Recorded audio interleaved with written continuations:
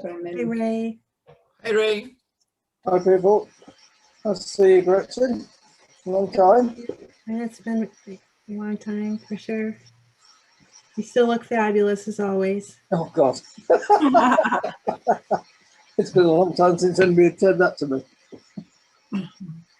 Oh, Well, they're all thinking it. that every Friday. Yeah.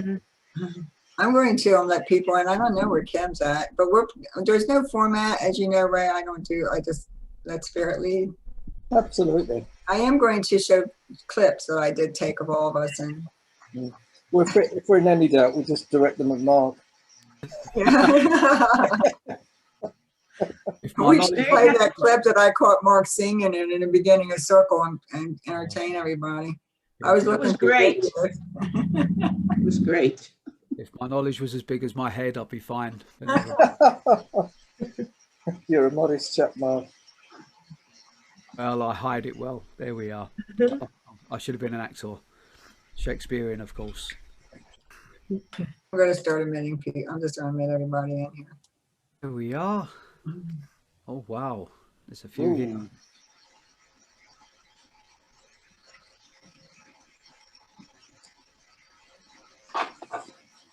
Where did Kim go? Got one from Australia.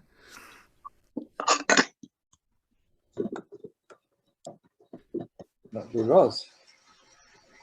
There we go. And then we're going to have to get the party started, I guess. I'm still waiting on Kim. I hope you guys are ready to learn and ask questions about trance. Hope you brought questions. Somebody can. Linda from South Africa. I think Roz is from Australia. Yes, yeah. Yeah, I think she's USA. All over the world. Give it a couple more minutes.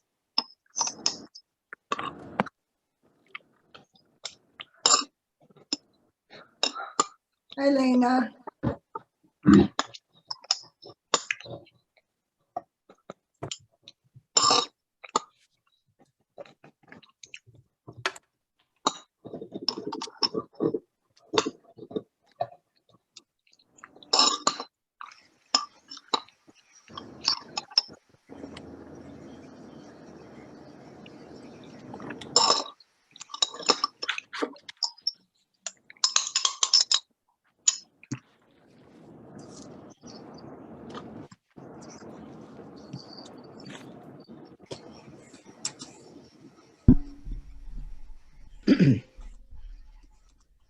I know we have a few trance mediums here that aren't on the panel. Awesome.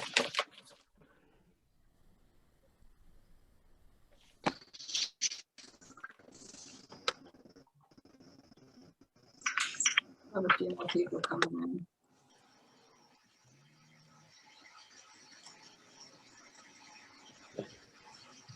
Try to get started. I'll just let people in and get Craig signed on here. Hi, Craig. Hi, just trying to get my video to work. There it goes. I think. Okay. Finally.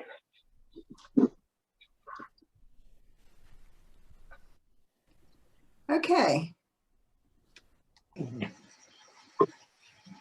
So we have Mark McDonagh, Ray Edwards, Gretchen Meiser, myself, Maureen Angelina, I can't pronounce your last name, Angelina. Okay, just say the Greek. The Greek. And Kim, we have one more that's supposed to be coming in, and I'm not sure what is keeping her, but she'll probably show up shortly. And we are here to answer questions. As you guys know, I run Trance Mediumship development circles. I've been doing it since 2016. We do have a Friday night one that's very strong and very bonded together. I believe commitment is a must and dedication is a must. But luckily, I have guys that I work with and are in my circles that said they would actually help me in answering your questions about development trance mediumship. So what I'm going to do is show you a few clips of us in trance, and maybe it'll break the ice a little bit. I don't go by a format. I just go by let spirit lead, and we'll see where it gets us. So I'm going to share my screen, and I'm going to put Ray on first.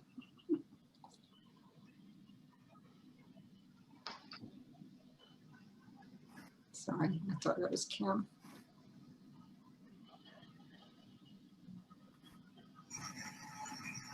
And when we arose in the morning, we would open our eyes and open our ears, and we would hear the sounds of Mother Earth as she spoke to us.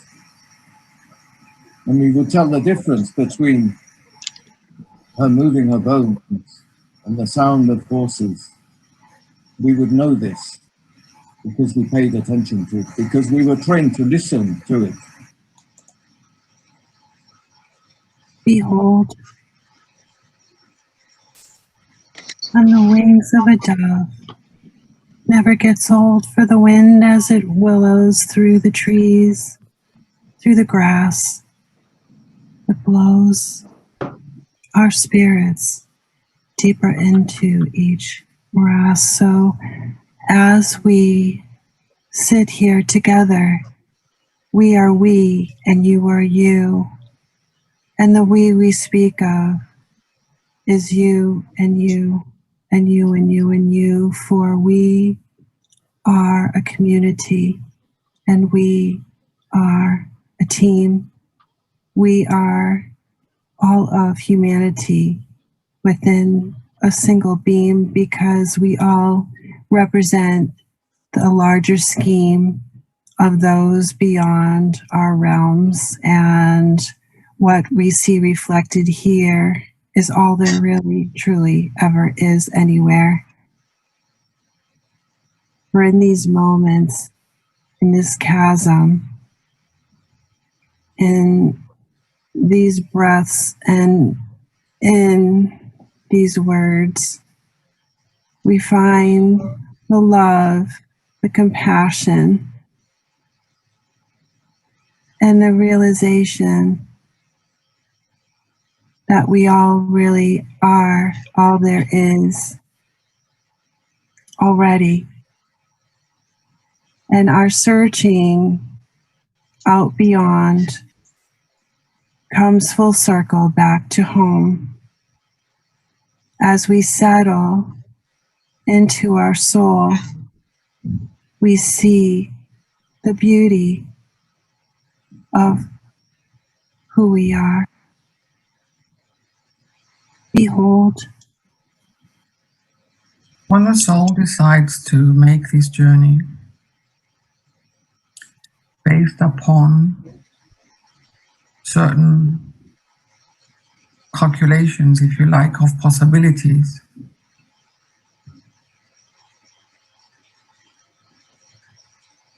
not only decided by the soul itself, but by the counseling of those beings of light, of elders, that sit with the soul before it decides to take upon the journey.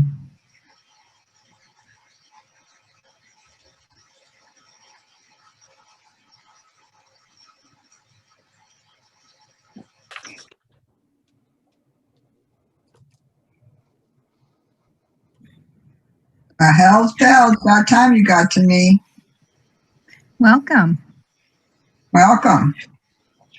You know, you got an engine man sitting next to you. Actually, a little to your side. He's got his hands crossed or his arms crossed, and he's chuckling at people. I think you know this. Yes, I do.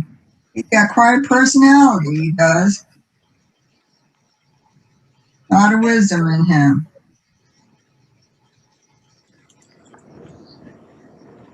We are all one of the aspects of creation, all one, yet having that individual and remarkable individuality within yourself, allowing you to bring the expression in your own wonderful way. Let you give yourselves so selflessly as you do allow your guides, your charges to come so close to you. And you do say in your hearts, I am here and I welcome you in your presence, and to say a few words of that may enlighten the minds of our friends. And friends you truly are, in such a way as this unique bond brings you all together, that you truly are one once again. When one leaves the source for that very first time, just like a young baby upon the earth, taking their first actions as they suckle and they learn to work the mechanisms of their bodies, so too do we with all of you. Your bodies that are given to you through the workings of your parents and the great spirit that resides within each and every one of you, saying to us, yes, come forward and unite with me to allow this union to once more take place. And we have to learn to do that which your own spirit has done so well, to learn the mechanisms of your own unique body, and allowing you to take in that rest and that peace, allowing our influence to come forward. It's David. I have to come forward. I don't come very often, but I've been allowed to tonight. I told you why. It's all about being grateful. I was always grateful when I was around on Earth. I didn't have a lot, but I was always grateful. And also, I used to laugh a lot. It's essential. I was told it was essential. I knows many of you see your children as a bit of a nuisance at times. I hear them saying it, the adults, telling them off, getting into trouble, always being a nuisance, costing them money. But really, if they was to take the time to become children themselves again, then they'd realise the small things that children would like their parents to be. Just loving. They don't need a lot. You were talking about material things just now, and it's true. We don't need a lot. We don't need a lot at all. Just a bit of love and some food, but mainly love and understanding. To be able to love is journey to the mind, to the heart, of possibilities that are limitless, but there for you to seek. Surrender, and it comes. It's easy, my friends, as we've been told. For the heart is open. We connect. We connect with possibilities, connect with souls, and through your example, through your love, through your words, through your action, we change the world, one at a time. Let it begin.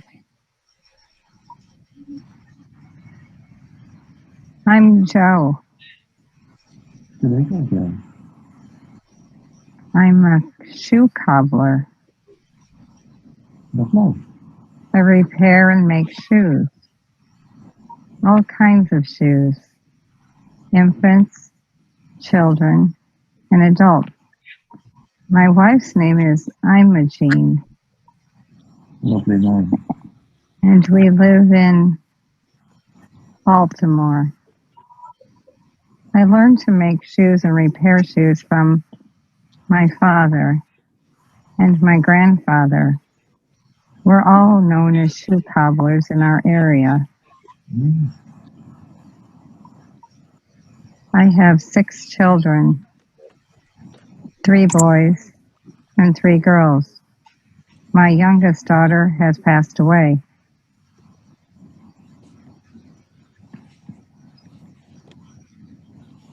We live on Franklin Street. Have lived here our whole life. 2 families in 1 home.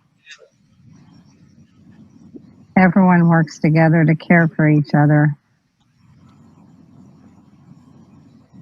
We study and learn from our parents. School is hard to always attend, as everyone has to work and pitch in.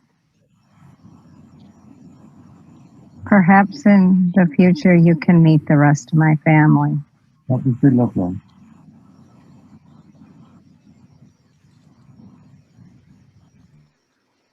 So, guess I should turn that video off. Those were clips from my circle, except for Angelina. Angelina and I sit together for development. She's not in the trance circles, not yet anyway. So I'd like for somebody was making noise. I think Drake. Can you mute yourself except when you ask a question? I'll mute you. Okay. So Ray, do you want to tell us a little bit about yourself? Well, I've been fortunate enough to be sitting with Julie for about 2.5 years now. Started my trance development probably about 15 years ago, and it's come and gone according to how life has led me. But it took a lot of perseverance when I first started, because I found it difficult to get the trust and the confidence and the patience with it. But it's such a rewarding thing to actually bring to fruition. And there are so many lovely mediums around to work with. So, yeah, so I've been very lucky, I think, in my development.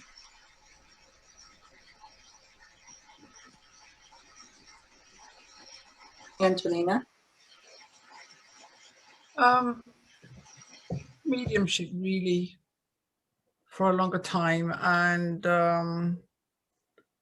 my background, I've been teaching for many years. I come from a sort of an art and design background, really worked professionally, and then I went to teaching for a number of years, for many years, which I love teaching. And anyway, I retired about 3 years ago.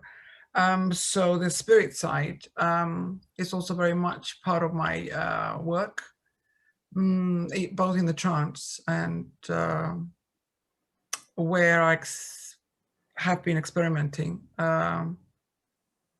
drawing with my eyes closed, and I encourage that also with some people I work with sometimes in classes. I love doing the mediumistic work with the spirit art. I love teaching that as well. The trance, I think when I thought about it, when it all started about 3 years ago, then I realized that the communication was there a long time ago, and I just kind of ignored it.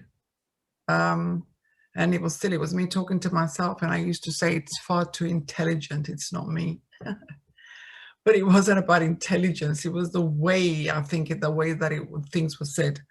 But I came into it in a rather unusual manner about 3 years ago, when I'm quite visual. So one fine day I'm sitting and spirits show me the face of a man I have never seen in my life. I see him standing on a stage. I see no audience. I see the curtain behind him. I see the wooden floor, very clear. And he's holding an old-fashioned microphone like Fred Astaire used to hold, you know, the big ones. So I just understood that obviously that meant communicating to the masses. 24 hours later, I receive an email and I open it up. I have no idea what it is. Obviously, I must have watched something before. And I open it up and the same man was staring at me, and it was Mark Bedwood. I just kept looking and looking. I thought, this ain't real. But I had no idea who he was. But then I listened to the interview, and some point in the interview, the training, the course, whatever was mentioned. So I really didn't need to think about it again, because I've always trusted spirit. So I think that's a good point to start on, that we should all trust spirit. Thank you. Lisa? Hi. I've been with spirit and spirit with me since I was probably about 14, and I was at a boarding school and very lonely. And I didn't understand that it was spirit. I just thought it was me talking to me. And this was like my subconscious. But it always gave me answers. And I thought, oh, that's quite good. Whenever I do this, I get an answer to a question I might have. So, but I still never thought about how it happened or why it happened or anything like that. And the years rolled by, and I'd had objective speak as well. Somebody talking I could hear in the room, and so did others hear in the room. And it was amazing. It was mind-blowing to be actually hear a voice come out of nowhere and talk to you. Was just something else. So I thought, oh, that's really interesting. I must investigate what this is about. So I sort of followed it up a bit. I joined an SNU church, and back in 2007-ish, I had a serious surgical mishap, and I ended up dying. And the experience I had on passing was something that I could write a book about. It was amazing. And I met the Archangel Michael, although at the time I didn't know it was just some white, I never saw the face. I just saw the figure in white, and I saw me in a bed covered with a white satin sheet. Although what hospital has satin sheets, I don't know, but it was a white satin sheet. And the reason I had this great epiphany was to teach me something about me. And that's what the Archangel Michael had said to me, how I must proceed. So that again was a mind-opening scenario. And I moved it further by joining other circles, development circles, sitting on my own. And then I moved into doing trance work, which I really enjoy. I enjoy the meeting and bringing other spirit through and gaining their essence and their trust, and vice versa. So I really enjoy that bit, that element of it. I'm interested in art, but I'm not awfully good at it. So there's another way forward for me. So that would be interesting. That's it, really.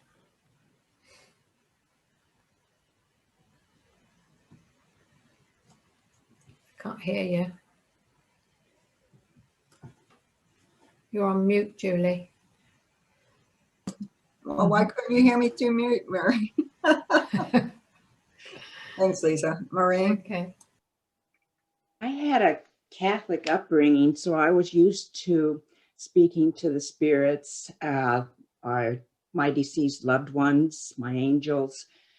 And not until a year before I retired did I even believe in anything that I'm doing now. I thought I would, church would kick me out. But a year before retirement, I was at a funeral of a friend who died by suicide.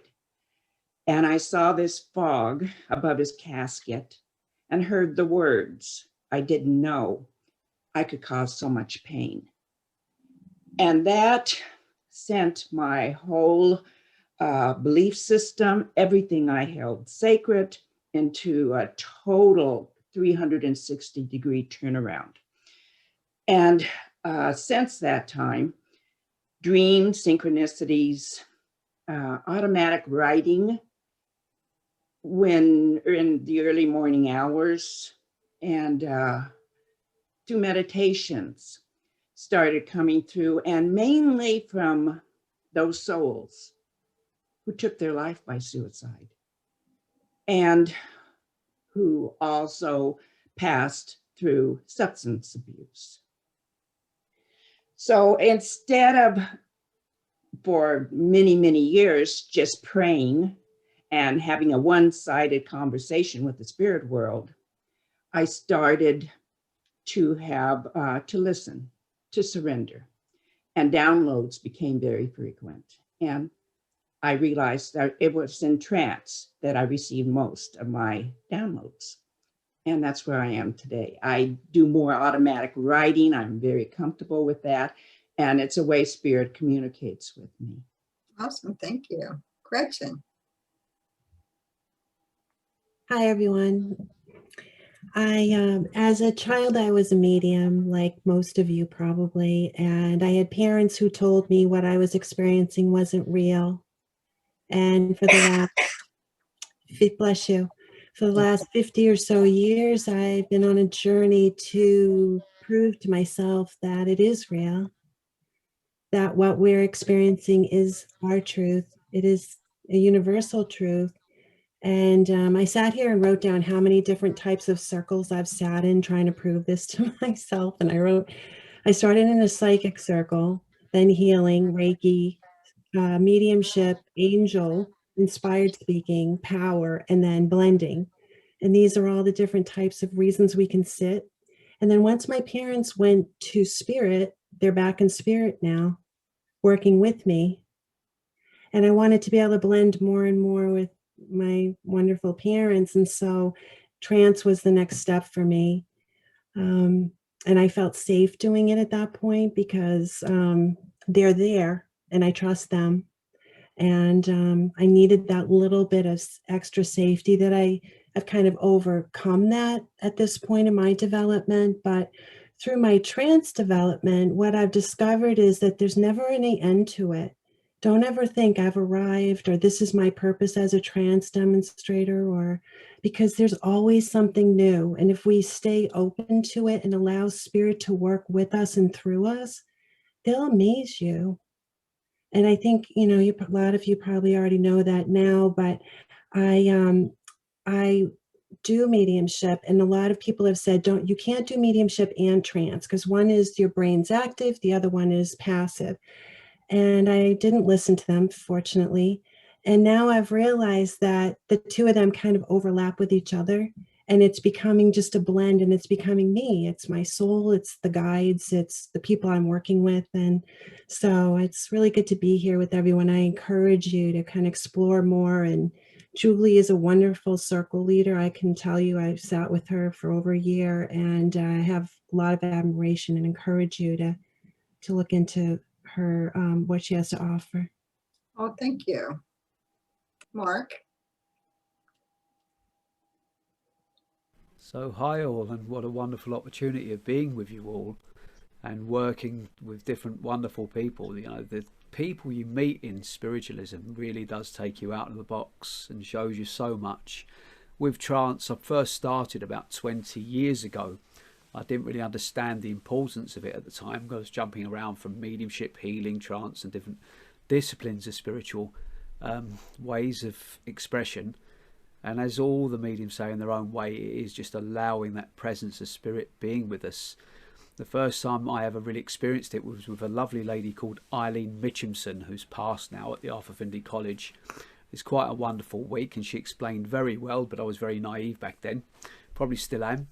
But she said that you basically sit there in that relaxed state, in a nutshell, and if you hear words, you express them. That starts off that gets the train rolling, if you like, and off we go. Of course, I'm not understanding, so I'm hearing words, but not understanding. I said at the end of the week that I was waiting for them to force the words. And of course, that isn't the way it is. She said, where were you at the start of the week? Dear Eileen, was absolutely wonderful. One of the things I will also mention is someone else I met there invited me into their circle, It was very pushy and bossy.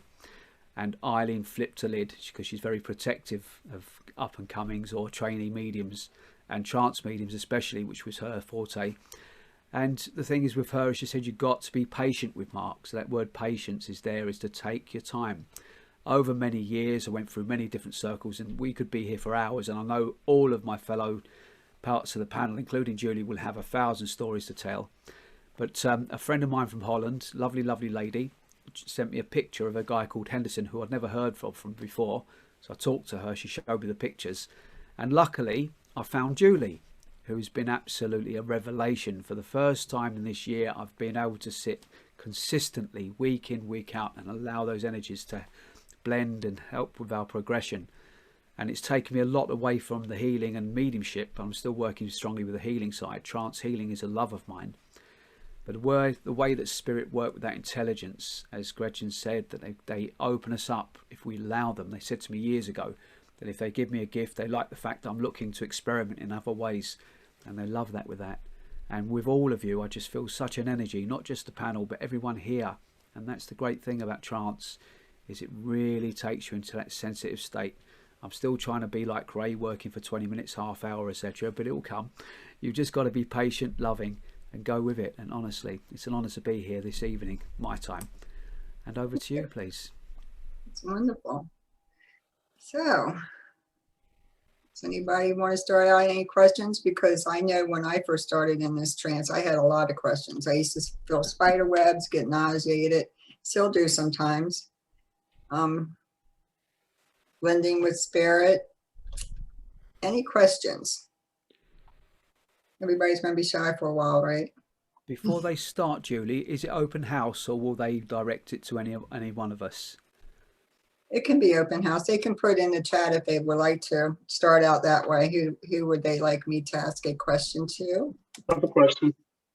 I knew you would come through, Craig. You want to ask just anybody, or just have everybody answer? I just wanted to ask you, actually, you haven't really shared your story. How did you get into trance? If I share my story, I will start crying. My son brought me into this, and my son has passed. And okay. I do know that I do get at times where I have doubts, but he came to me twice, 2 weeks after he passed. I was always into mediumship, but never into trance. And he came to me 2 weeks after he passed a couple of times, but I didn't realize it. I mean, I realized it, but I went like, oh my God. So I learned the third time not to do that.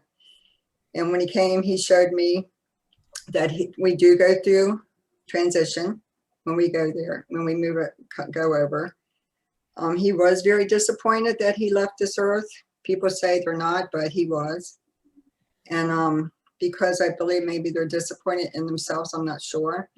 But I do know that he did let me know that it was a sudden death and that it was an accident, because we doubted it. So I can't do too much of that talking, but anyway, he leads me. He leads me into my spirit photography. He's there. I actually captured photos of him, and he drives me. That's what I guess do it. Well, anyway, when I have doubt, the vision he gave me was really wonderful. It seemed like it lasted an hour, but it was actually probably a few seconds, even though it seemed long. And I always go back to that vision when I have doubt. So I know that he is alive still, and that there's life after death. So thank you for asking. Yeah. Thank you. I do have another question too. So I'm curious, you know I've kind of dabbled into trance with Julie, because I joined a group with her and did that some. And of course, the biggest challenge I was having was I definitely was feeling the energy of spirit coming through, but I also had my logical mind trying to doubt the thoughts. So how do you separate those two? Those are just things that I truly have a problem with. Do you mean doubting the thoughts as far as doubting that you're hearing spirit speak? Yeah, like it's like, I know for a fact I was hearing spirit speak, because my body responds in a way where I also feel their energy flowing through me. But at the same time, the thoughts that come in through a lot of times will make me question, is this just my own crazy thoughts coming through, and it's not really spirit? I'm just putting words in their mouth. Okay, So Ray. that makes sense. So a friend of mine who tutors trance explained this to me rather well a little while ago, which was that trance work is a bit like being on a seesaw. So you start off when you're sitting on the end of the seesaw that's on the ground, and you're fully grounded, and you're in this conscious state.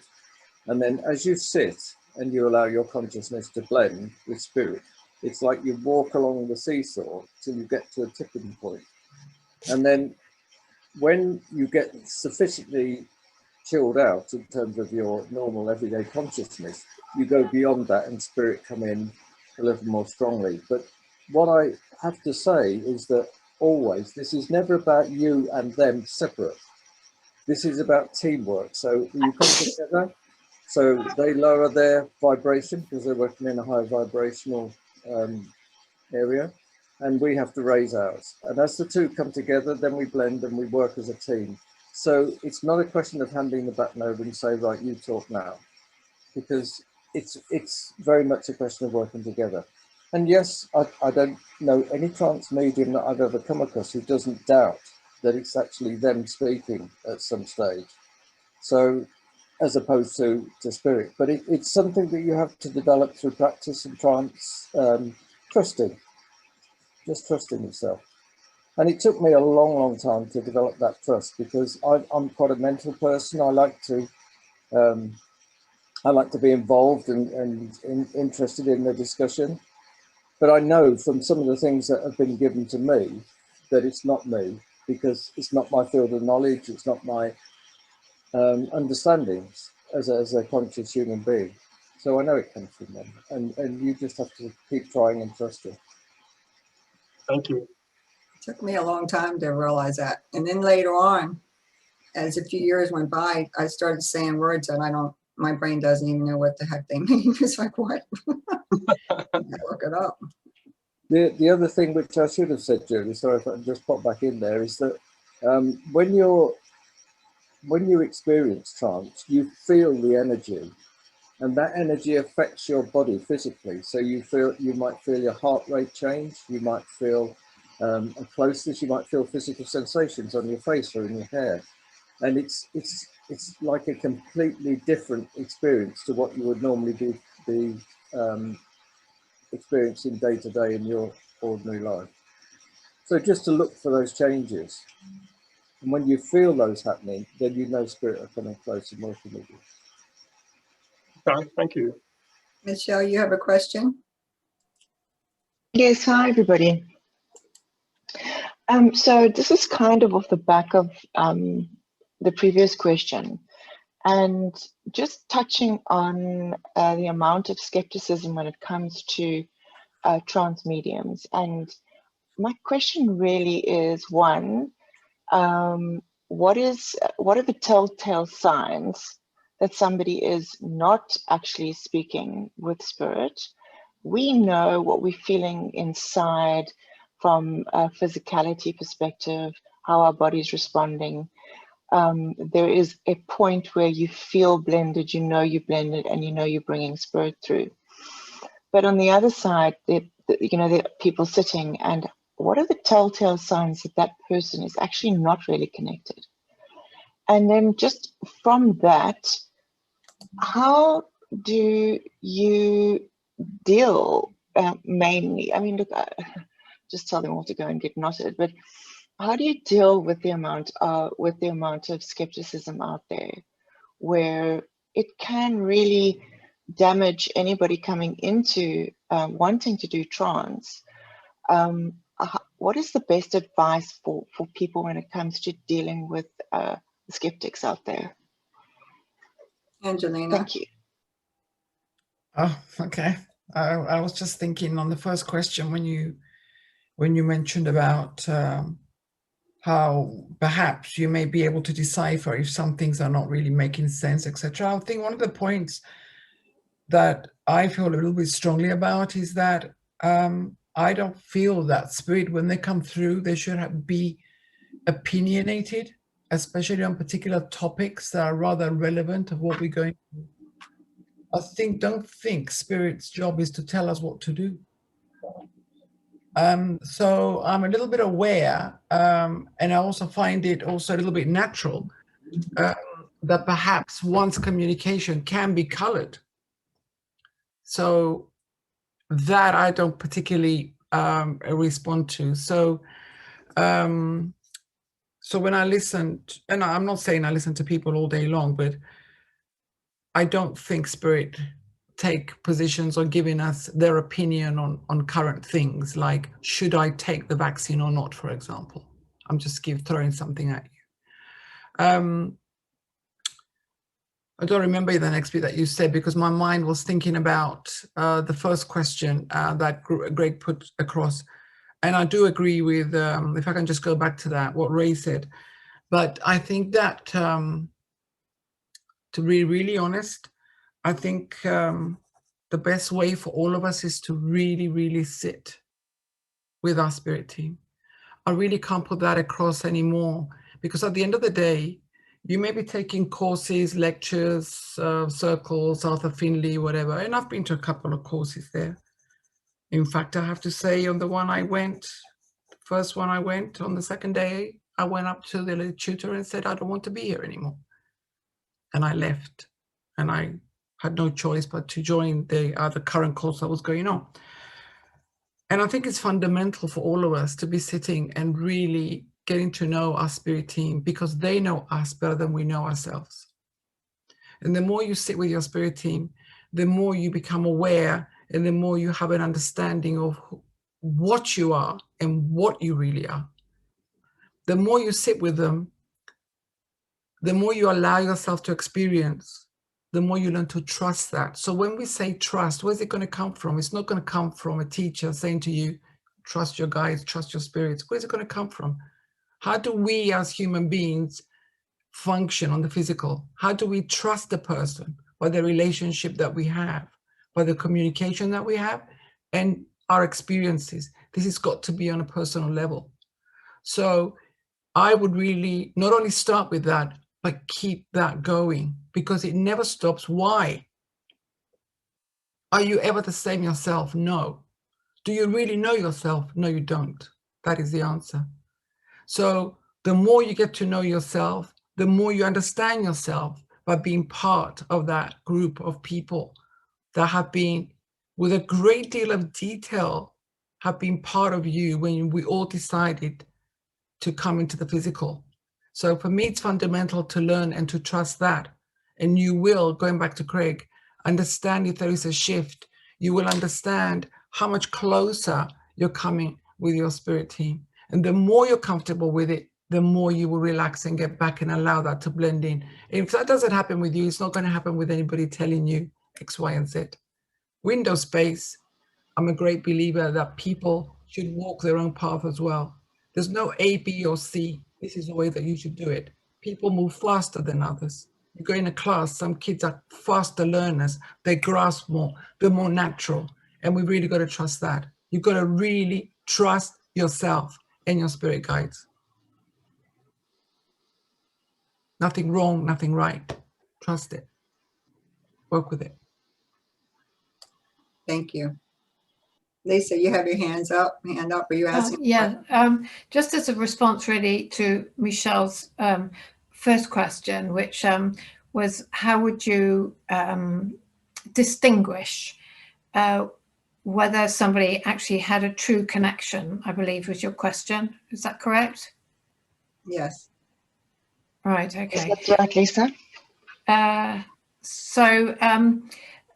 When along the way, I have learned and listened to many, many other people who have ideas on it. But the one that really stands forward to everything is the fluidity to the speaking in trance is not as good if there isn't a real true connection. There is a stuttering, bit like I'm doing now, because I'm having to think through what I'm actually going to say. But if you have a true connection, then it's much more fluid, because I'm not thinking, it's spirit who are coming through to give a discussion on whatever the topic is. So one's brain isn't in gear. It is, you're allowing them to do it, if you see what I mean, in a much more relaxed way. I do, and I absolutely understand what you're saying, but is there not room for stuttering to be just part of getting that confidence up to move forward? You know, like saying those first few words, and the hesitation could also be a function of lack of confidence, I would imagine as well. I have worked with other people who do stutter, but often it's because they can hear spirit talking and they're more or less doing a translation what they're saying. So spirit would say, yes, get up and walk, and then the medium would say, yes, get up and walk. So there is a slight stuttering there. I have experienced that with some who sit in a development circle. So yes, I have experienced that. But on the whole, most trance mediums are, in the true sense of the word, there's a lot more fluidity to the discussion that's going on, I found. Thank you, Lisa. Add to that, Lisa, because I think the other thing you notice, and it was particularly noticeable in the clip where you were speaking, is that there is a change in the nature of the personality.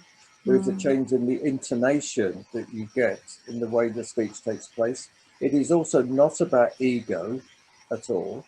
So it's not about the great I am.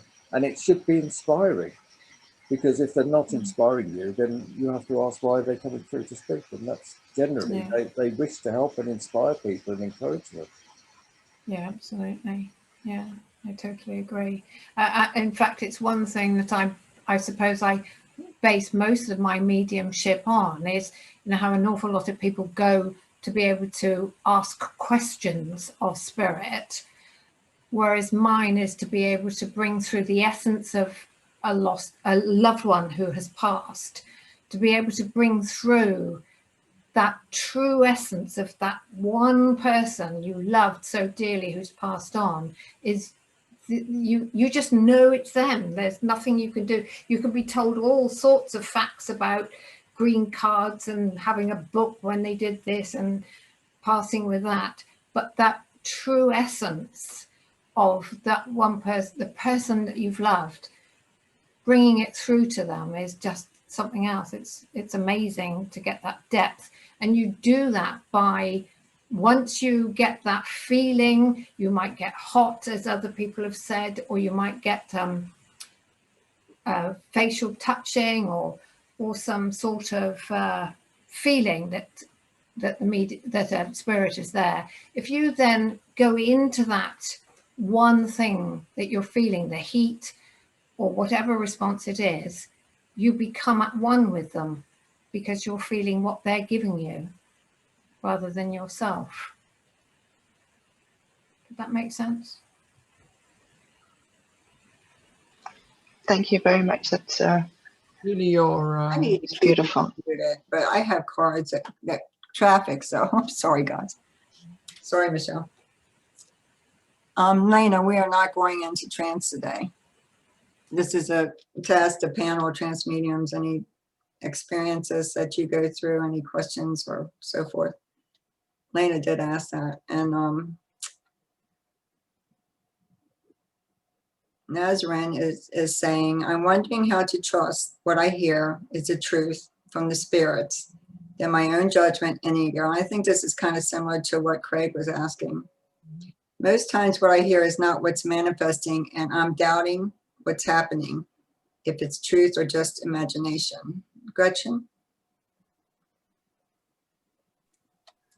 Well, that's a big part of the trance journey for all of us, really, is there are different ways to go into trance. So we can invite the guides to take us into trance. We can allow another person to take us into trance, or we can take ourselves into trance. And you may need to try different ways of going in and experimenting with them to discover which one makes you feel as though spirit is genuinely connected with you. And it comes and goes, it ebbs and flows. And I learned that by recording what I say and just saying it, allowing myself to say, because you're always going to be conscious at first of what you're saying. And then when you go back and you transcribe your video later, your recording, you might notice that, oh, I don't remember saying that, or I don't talk like that. I've never said those words before. Or you might say to yourself, oh, I didn't want to say that word. I tried to interrupt them and change it, but I allowed it to come through. And wow, when you look at it in retrospect, you're like, holy smokes, that makes so much sense. Like I never even, how brilliant they are when you get out of the way is my motto. And so I think it just comes with practice and giving yourself the opportunity and the freedom to, sometimes it's just you, and that's okay. We don't know, maybe the spirits that are coming through are another lifetime of ours, and it's just our soul. We can explore just allowing our soul to speak and the guides to come in. You can't always validate that, but like someone said, it is uplifting. I think Ray said that. It is uplifting. You can feel the power of spirit, and it's a journey. Just trust that if you're dedicated and you sit and you're open to the guides, that eventually it'll happen in one way or another, and be open to it. You may be sitting at a piano if that's your forte, so I hope I answered your question. Annie, Joan and Kim have got to know each other really well over the last few years. Annie's taken trips with her sister and sees her mum as much as possible. Maybe her. Okay, I'm sorry. I had to find somebody interrupting. Lena has a question. Lena, do you want to ask your question, or do you want me to read it? Okay, so what my question is pertaining to is when I go into trance, I am not getting completely into a fully altered state. I get partway there, spirit can come through and speak. It takes me a while to get there. My ego, when I'm trying to blend, my ego comes in. I swear it's a separate entity for me, because it just starts to try to sabotage what I'm doing, and it just starts going crazy. It's like it panics. It just starts going off and coming up with nonsensical things, and just to have something to say, like it's trying to distract me so that I can't get deep enough into a fully altered state. And I'm wondering what you guys do, or what you did to calm that ego down so it doesn't freak out and doesn't panic, and it's just like, oh, this is what we do. And because I've not had a lot of luck with getting into a fully altered state, it just wants to keep freaking out. When you say a fully altered state, what are you referring to? Delta? I'm talking about to where I'm completely unaware of what spirit is saying or doing. When I go into what I call a semi-altered state, it's like I can still hear spirit speaking. Yeah. I don't remember everything when I come out. You don't remember, but it's normal to hear. And when people tell you that you can go so deep like that, I don't believe it. I think that there are very, very few that do, but I am always aware. And I know that my co-circle people in my circles are always aware, and people I sit with are always aware, but others might have an opinion. Maureen, I want everybody to chime in on this. Maureen? You're muted. You're like I am. You forget to unmute yourself. Thank you, Julie. It's an interesting question, because I think we all have that on our minds, especially if we're going to speak in trance, because we're debating if it's really spirit or our ego. It's the same thing I have to say when I do my automatic writing. Spirit is telling me that I need to share, and I don't really want to share, and they're telling me to open my mouth and speak. And if I think of a movie, I don't know, maybe some of you have seen it. It was with Lauren Bacall to Humphrey Bogart. And it's about whistling. And she said, do you know how to whistle?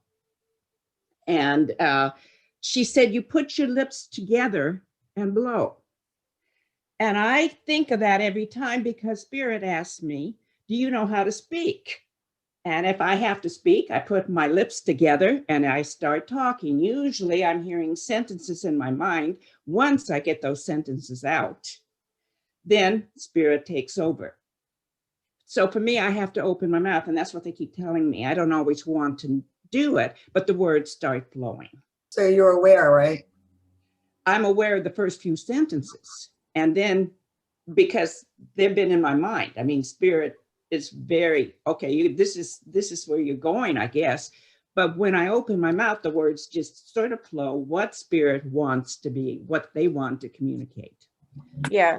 And that I've been able to do, but my ego still has this self-sabotage thing of where it wants to freak out and just start this thing, like it wants to distract me from going to trance. How do you calm down the ego so it doesn't panic?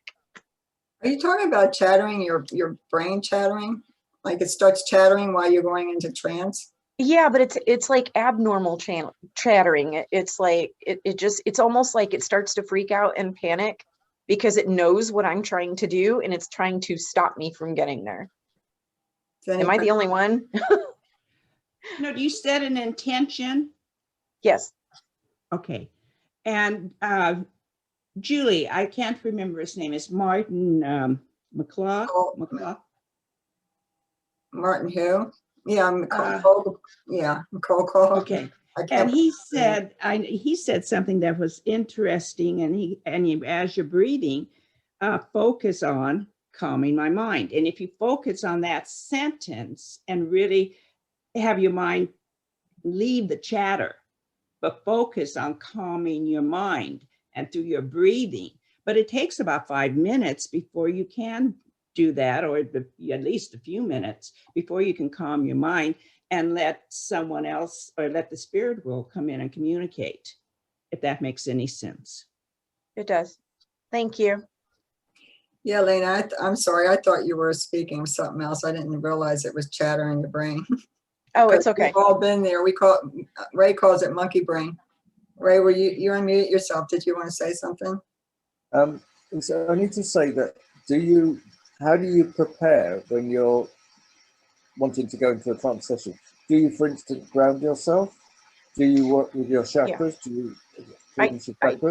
Do you do do perhaps a little meditation? Might help to calm you down and prayer. But you have to remember that your spirit guides are drawn to you because of your particular personality and your energy. So they will come to work with you. And it may be that the guide that you've got working with you is quite a busy individual, and he's really wanting to get the words out there. But I wouldn't, my first trance tutor used to say to me, just open your mouth and let it out.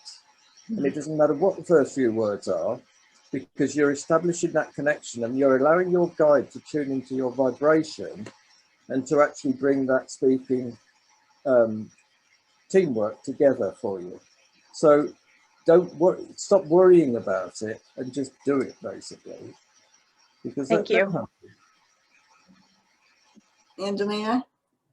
Yeah, I was just going to say that, this word that, dropping yourself and you have to go deep enough and perhaps not remember, etc., etc. It's not the same for everybody. To be honest with you, I kind of made a deal with my spirit team. I said, guys, I'm too much of a control freak here. So I never want to be completely out. I want to have some kind of awareness. You need to discover what your own trusting methodology is. So if you can perhaps shift out of what you have heard, certain words and expectations, So you're not aiming for that to begin with. I think that's quite important as well. So in other words, in your mind, if you have understood that your expectation is to drop on a deep level, you have already made what's the word, a conceived idea within your mind that this is what you must feel. So this is what it must happen. That's why I went back in the beginning and I made that sort of general thing. So if you like, I'll just give you another little thing. This is my way. I don't think about going deep. I imagine myself, I'm a tiny little white feather, and I float and I drop and I sway and I drop, and I just become part of that, and I kind of become that, and then I let go with that. So in a way, I allow spirit to take me where they want to take me. I don't. Do you understand what I'm trying to say to you? So I think, yes, I may suggest that you don't come in with this. It's the same with, I think, what Maureen says. For me, it's something a little bit similar. I have learned to trust that what is it when they want to talk about something, the first sentence or the first words come, and they go brr, brr, brr. And if I don't come out and say it, then what happens is that I'm already getting the next sentences that are almost branching off like the branches from a tree, and they want to take off. But I've discovered that. Do you understand what I'm trying to say to you? Nobody comes along and says, you have to do this and you have to do that. So perhaps if you decide and allow yourself to be you and allow them to show you, you might be a little bit more relaxed about it. Yeah. Maybe what's causing my ego to panic then is my preconceived expectation to go into a completely fully altered state where the ego has no awareness or control. Yeah, must put that out. There's no such thing. It's the same with mediumship, you know. It's the same with a lot of other things. You know, you can go and you can be taught by one tutor like this, but everybody's speaking their own experience and their own truth. Some of the things are quite correct. For example, somebody's going to teach you to drive a car. There's no way you're going to drive unless you know how to put the gears in, unless you're doing an automatic. But there are mechanics a little bit, you know, of the understanding. But whether you're going to be driving fast or driving, you know, with a sort of one hand or, you know, sort of scratching your hair while you're doing it, that's going to be your own thing at the end of the day. But you've got to discover that.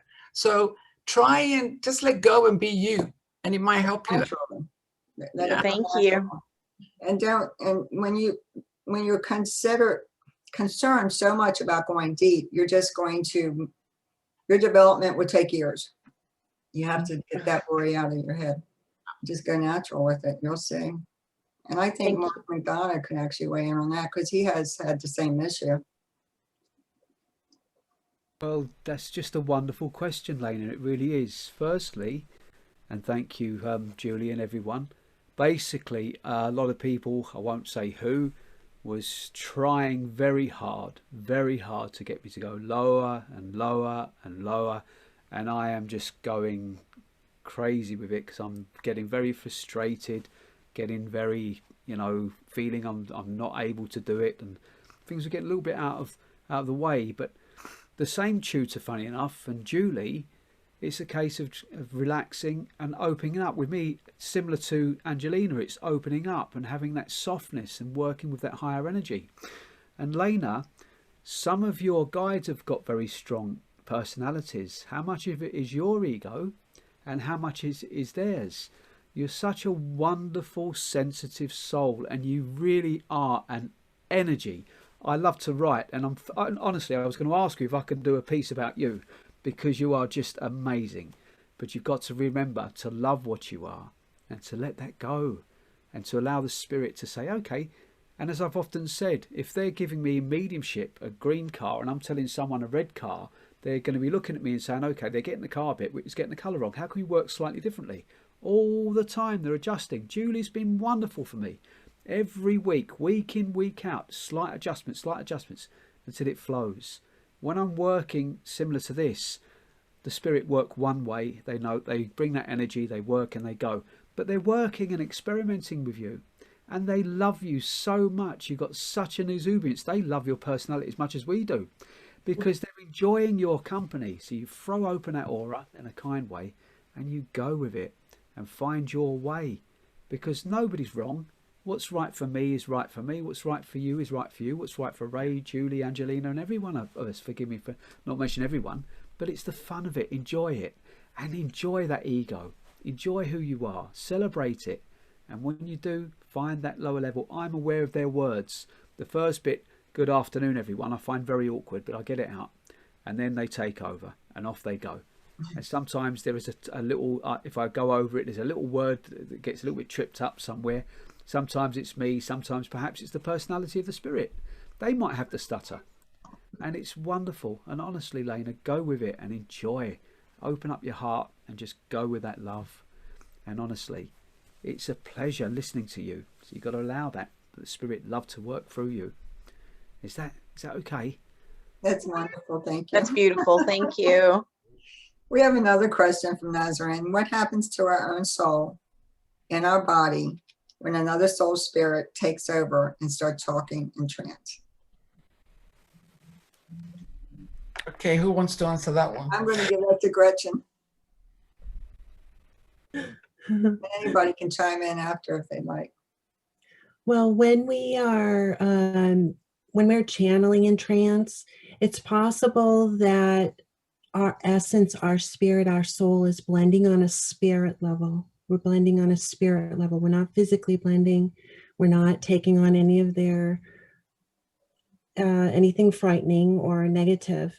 It's all spirit, just like we're all connected by spirit. And that's why this works over the internet, because many of us have been wonderfully surprised to realize that we can feel the atmospheric changes and the energy and the healing and the love from each other across the miles, across the continents. And so when we're blending, you know, sometimes we may be tuning into a stream of energy like a radio. Okay, like a radio station. So we're not actually blending with the spirit, we're blending with a stream of consciousness.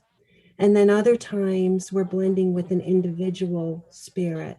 And it's basically just we're expanding and tuning in and becoming aware of the information they're sending to us. And we're feeling it and allowing them to manifest through us. Does that answer your question? Or maybe the others would like to add on to that.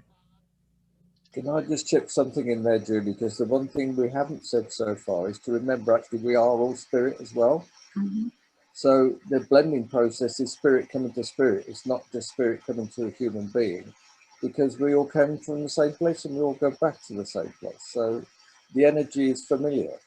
And it's a question of allowing your guide to familiarize their spirit energy with your spirit energy. And this is how the connection is made. Thank you. Anybody else? Yeah, that's the note I just made here. I put that's your true nature. And I think that is what not only are we forgetting, but that is what we should be reminding ourselves at least once a day. You know, that I am spirit.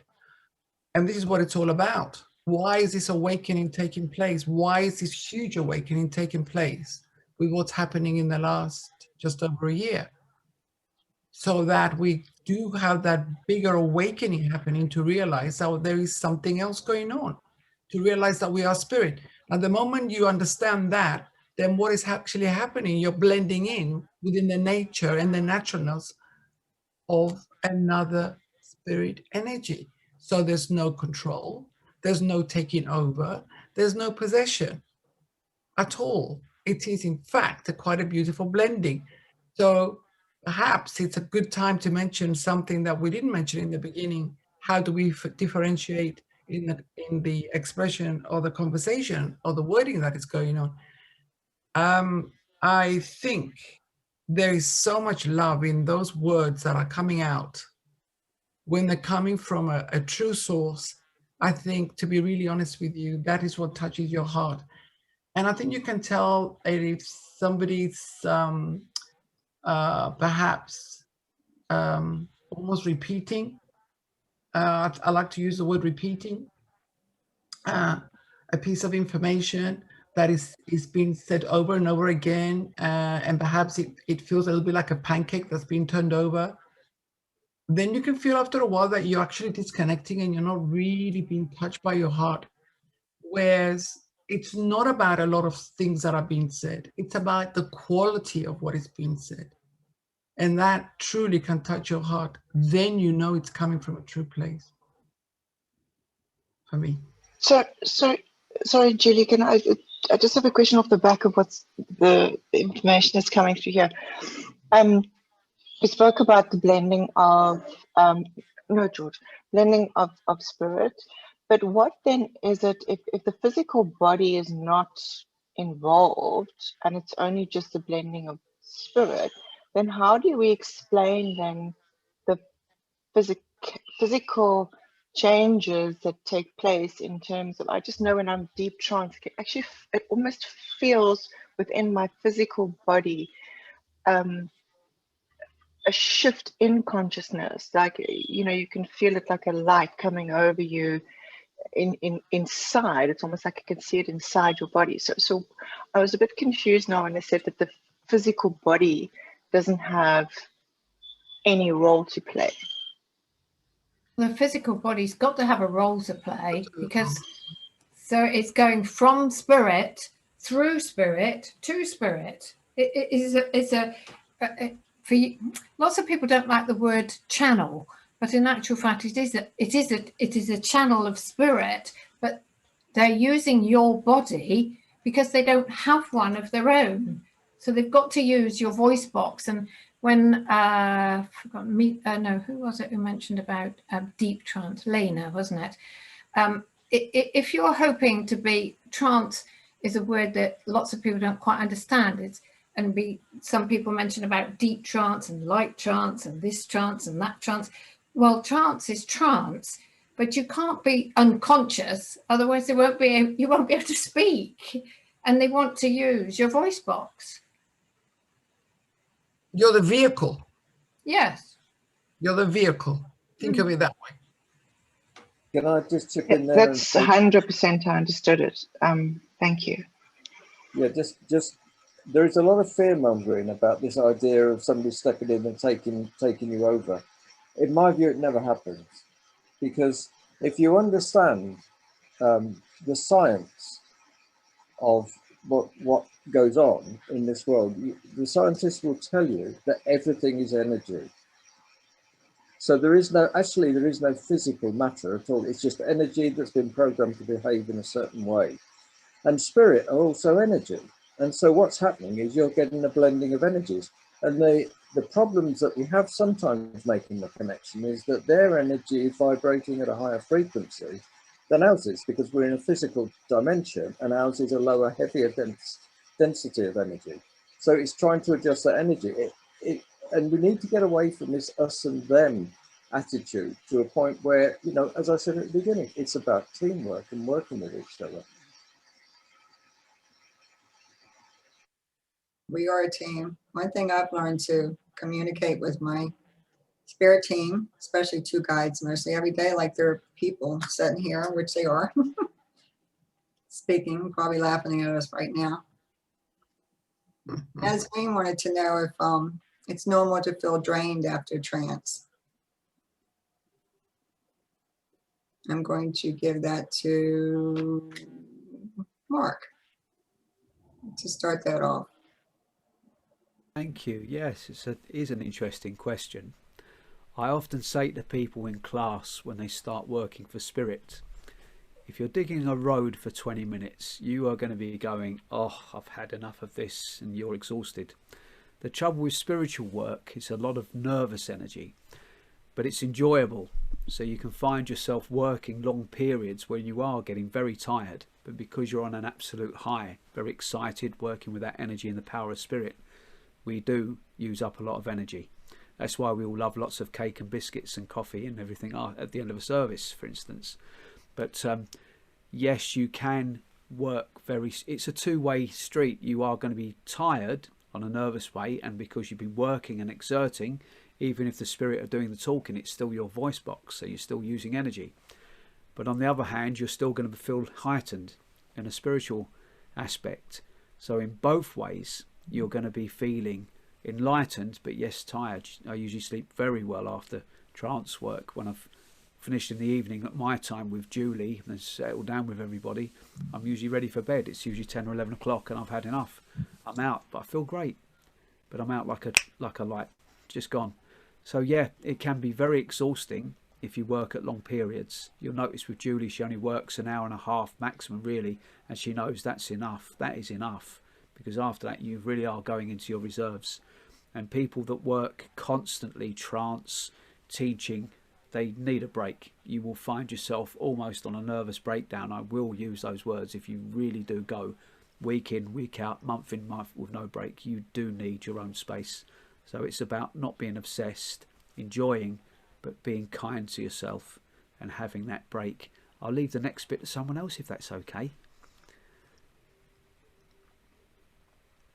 Angelina, you have your hand up. Yeah, I spoke 10, so I don't know.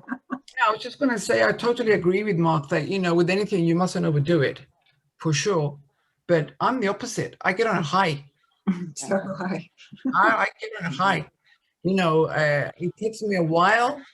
It takes me a while to sort of, you know, calm down. And, you know, I usually have to sort of get myself in another little meditative thing, you know, to sort of calm myself and just sort of float off to sleep. I get very, very full of excitement and full of energy. And, you know, so for me, I don't feel tired. I get very excited about the whole energy, the whole connection, but it's different again. But yes, I agree. I think you can overdo it like with anything. And it's a good idea to give yourself, not only that, but give yourself not only a break, but go out in nature, you know, take walks, do things like that, that will sort of connect you to a different type of energy. But I think everybody's different. I mean, I get very hyper. I need to calm down.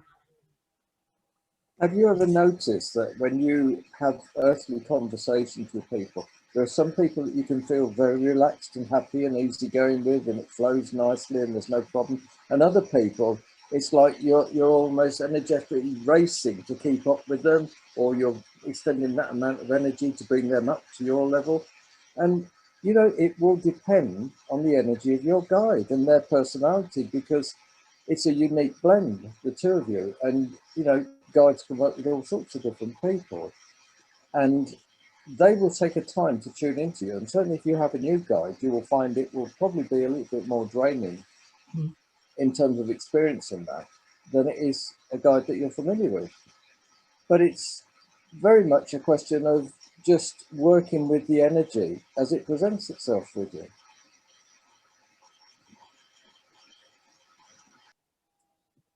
Thank you.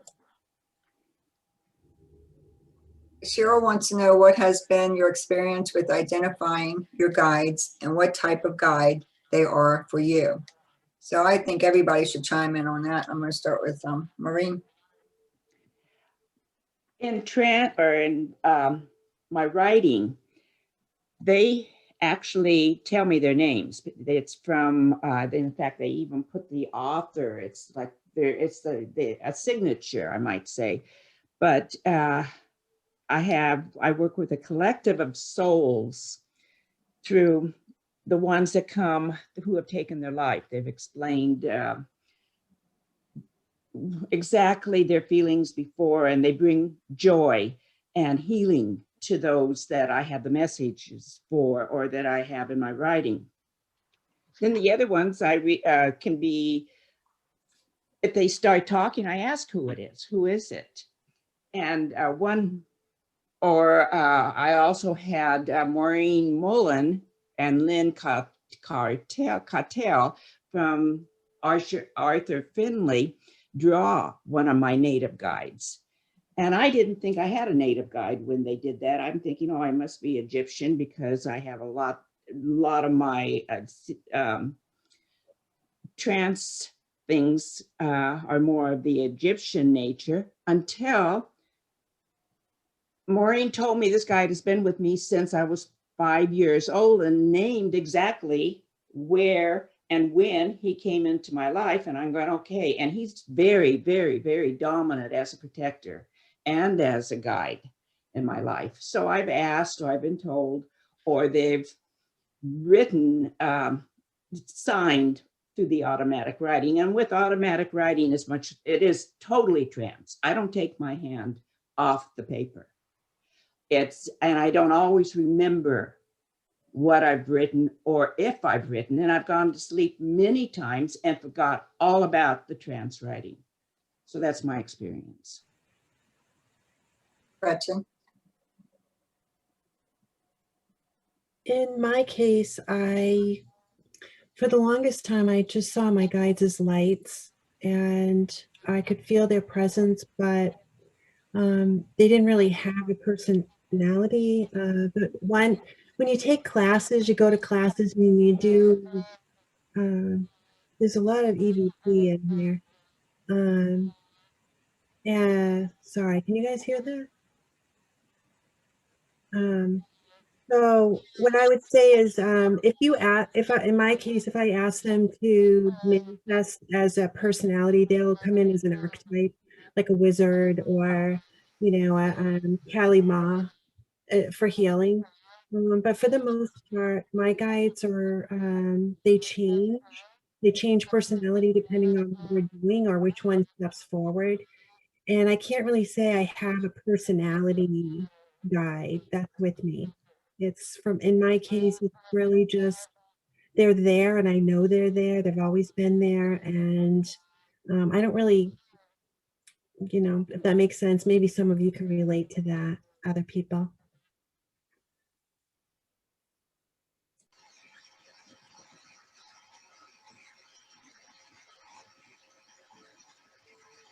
Julie, unmute. Ray? Okay. Sorry, I have a lot of traffic here.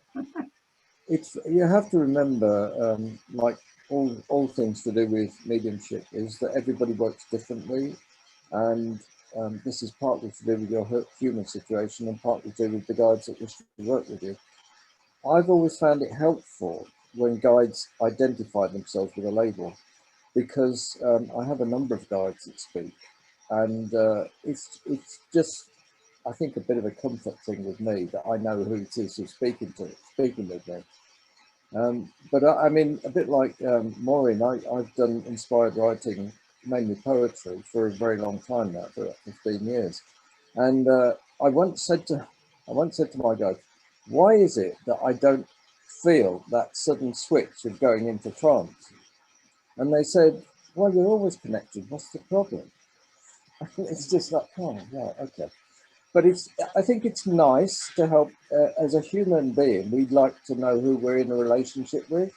And I think it's just a comfort thing for me. And I've been fortunate that if they want to be known as something, that they've given me a name or a title.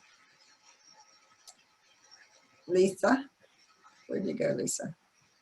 There you are. Well, there you go. That just proves how differently we work, because I've never had a great interest in names at all. So, and that goes in life as well. People will say, oh, introduce themselves to me and say, oh, hi, I'm James Bond. And 2 seconds later, it's gone. I wouldn't know who they were. But it would never matter to me because I'm talking to them, not a name.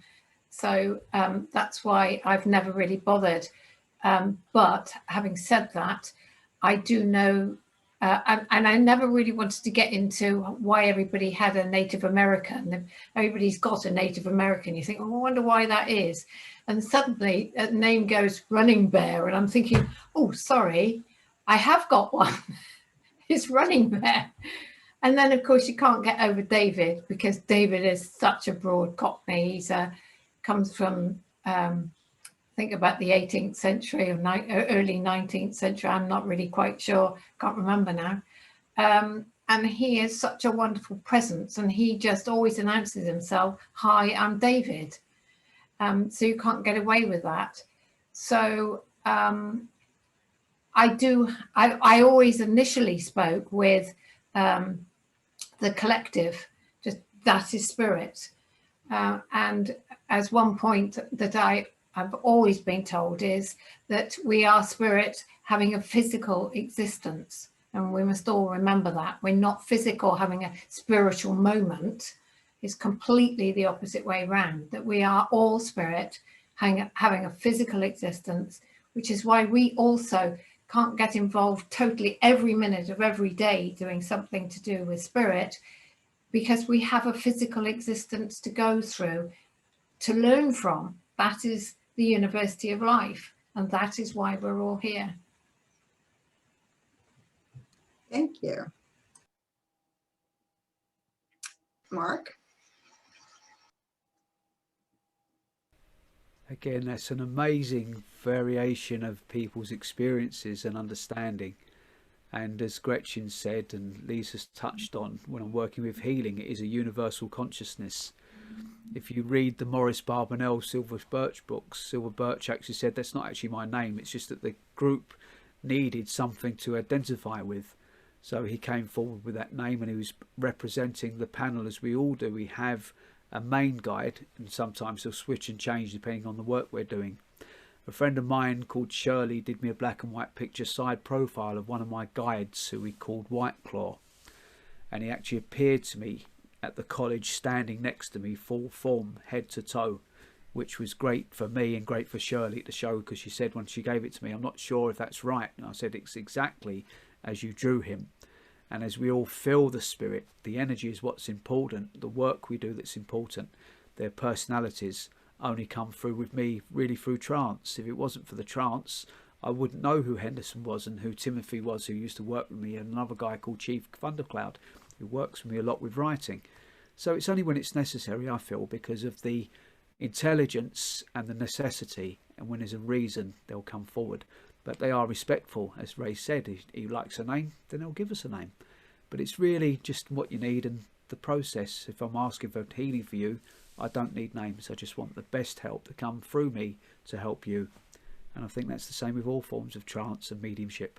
So, good question. But many answers, as in all things.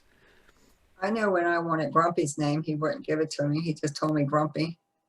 Grumpy old man. And where I know he comes from Wisconsin and all things like that. But my Native American guide did not give me his name. I made the mistake of looking him up, and that's a mistake. If you get any hints from your guides, don't look them up. Just let them come and flow with you naturally, and you'll learn who they are in time. And it will happen. They come to you and let you know who they are if you need to. You'll see. What about you, Angelina? You're muted. Haha, you did too. Sorry. I think my answer is a little bit of everything. Everybody's here.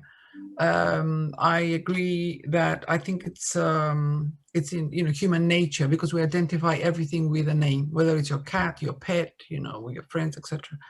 To be really honest with you, I have never had the need to ask what the name of a guide or whatever, ever.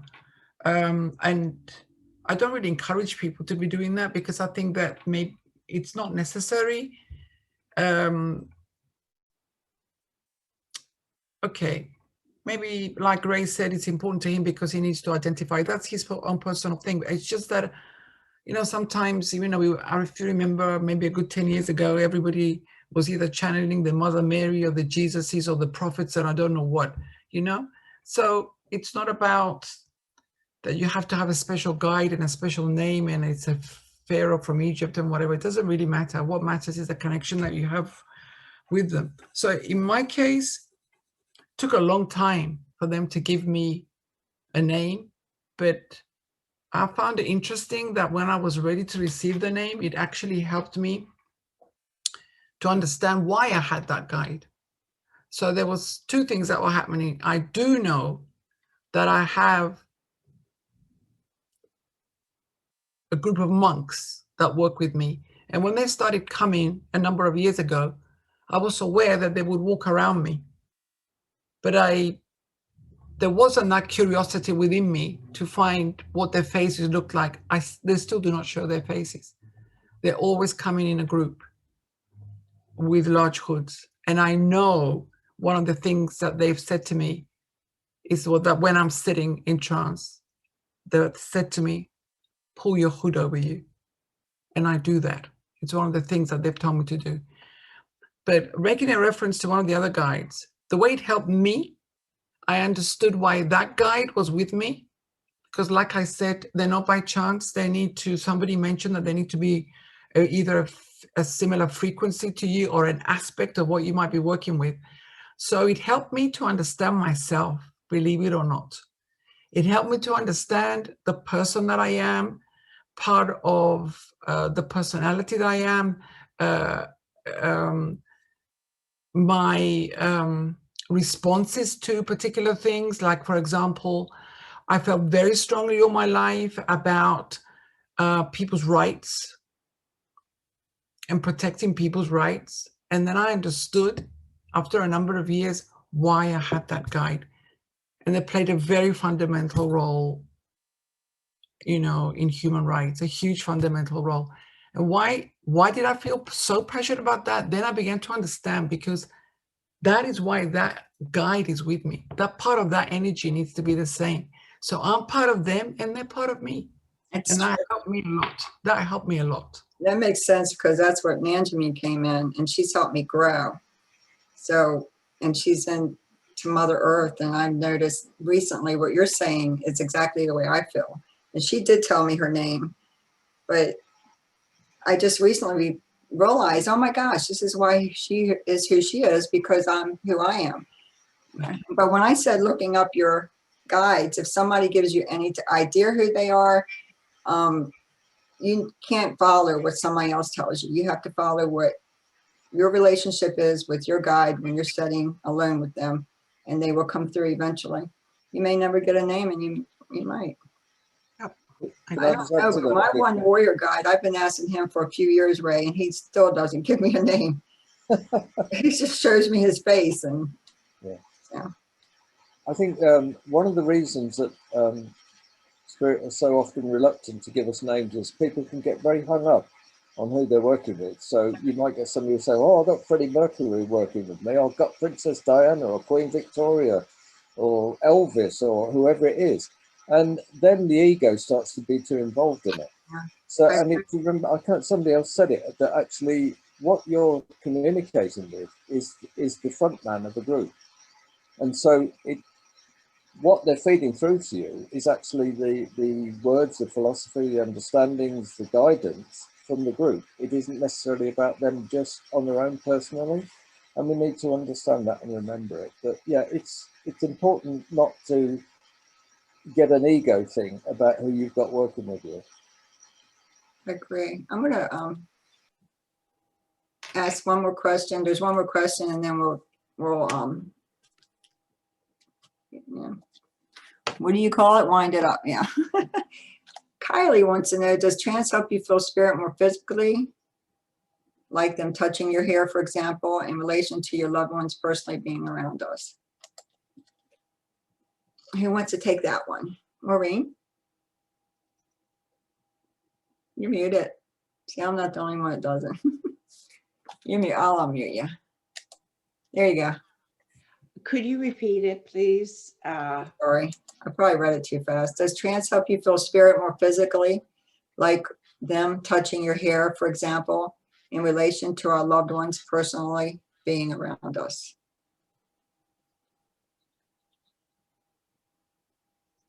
In trance, if I'm really in trance, I don't feel much of anything. Before maybe they speak or come through me, then I feel the sensations. I've had to ask them to back away, please, because it's been so strong. But I have to say, when I'm in trance, I don't feel too much, but I may feel it afterwards, if that's answering the question. I just blend with them. It's just like we're one. And again, we talk about spirit blending with spirit, and I really feel that. And I thought it was my ignorance. That's why I had to go to Arthur Finley to prove that I did have the ability to separate, I guess, but I've always blended easily. So if I'm in trance, it's as one. I think what the question is actually is, does it help you to feel spirit more physically? For example, she's saying in relation to our loved ones personally being around us. I know through my experience, since I started trance, I do feel spirit around me even stronger when I'm not in trance. Like I feel them now. I do know when my son's around. So yeah, I would say that trance helps you develop that ability to know when to feel spirit around you. Does anybody else want to chime in? Julie, I will say definitely I feel spirit around me. Mhm. I'm in a room full of spirits right now. It's the room I meditate in, and when I'm on the beach, I can feel them walking with me. I can feel them in the ocean. I mean, the spirits of the ocean. I feel spirit around me. Yes, I love it. So do I. Gretchen, you want to answer that too? I would just add that if you've ever done table tipping and you notice that when your hand's on the table, as your vibration raises, you can almost feel like the molecules in your body are thinning and you're starting to blend with the table a little bit. So we are physical beings, and it is possible to blend with other presences. But and when we raise our vibration, there are chemical reactions in our body, and they say we have chemists and doctors. Not sure what the sound's coming from, but there's a chemical reaction, and spirit can send us healing. They can help us to calm us, to slow our brain. So they can have an effect on our physical body. But when we develop and we sit for spirit and we raise our vibration, we become more sensitive in general. So everything that's going around us all the time, it's not necessarily a matter of, it's just a matter of us tuning our awareness into it. If you know what I'm saying. Does that make sense? It does make sense. Thank you. I just realized, Belinda, I don't see your name up there, but you have your hand up, and I just realized that. So I'm going to, if you guys don't mind, get to answer her question. Oh, thanks so much. I just wanted to refer earlier to the whole aspect of heightening one's vibration to blend, and to say maybe it's because I'm a musician, I experience it in a musical form where I pray to make sure that the session is a safe space.